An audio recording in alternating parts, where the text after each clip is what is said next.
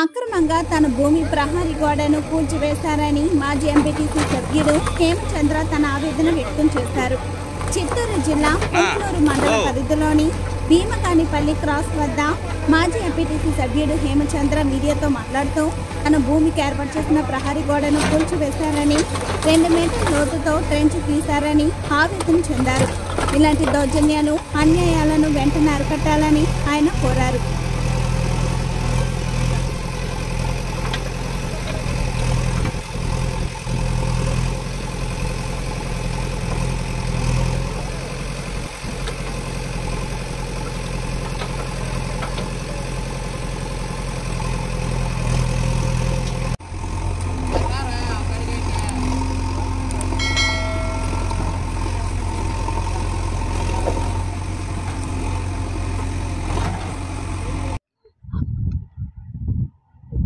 అందరికీ నమస్కారం.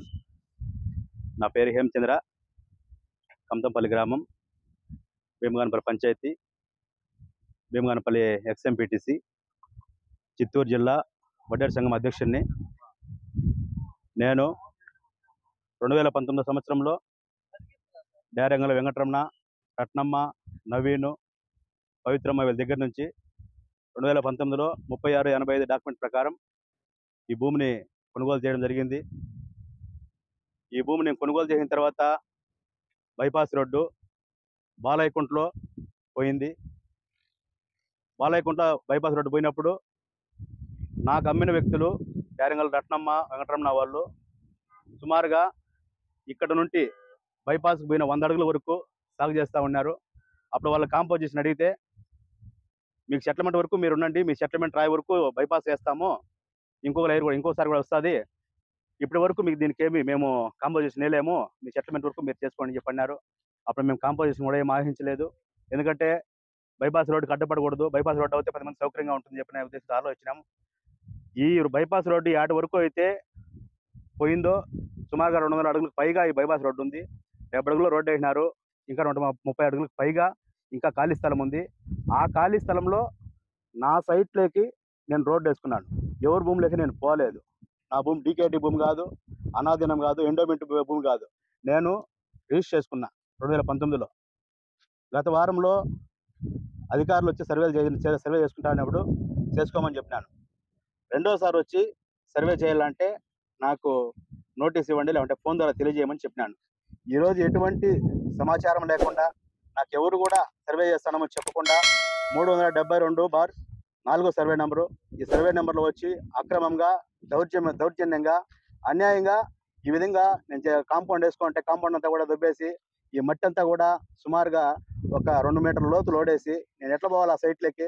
ఇదేం డీకేట్ ల్యాండ్ కాదు కదా, ఎవరికి నష్టపరచలేదు. నేను నా సైట్లో నా భూమిలో నేను చేసుకుంటా ఉంటే డెవలప్ చేసుకుంటా ఉంటే వీళ్ళకి ఏం అభ్యంతరం వచ్చింది?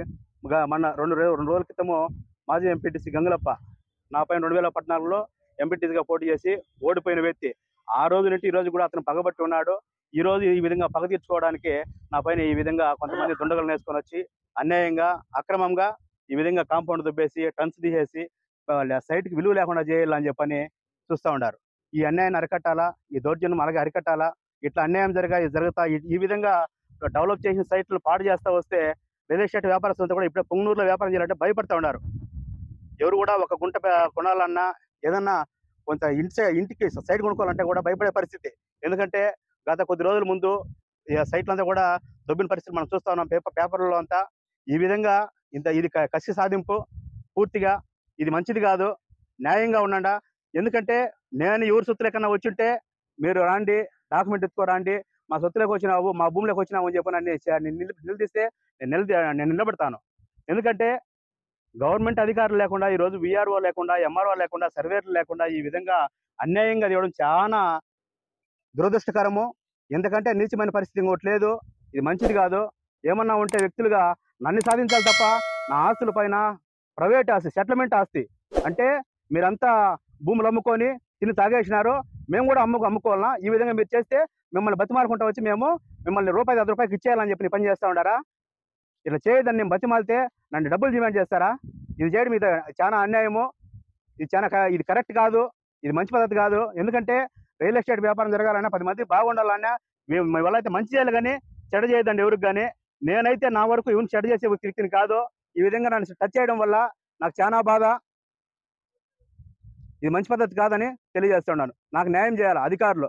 ఎంఆర్ఓ గారు రండి, ఎంఆర్ఓ గారు రండి, అధికారులు రండి, కొలండి.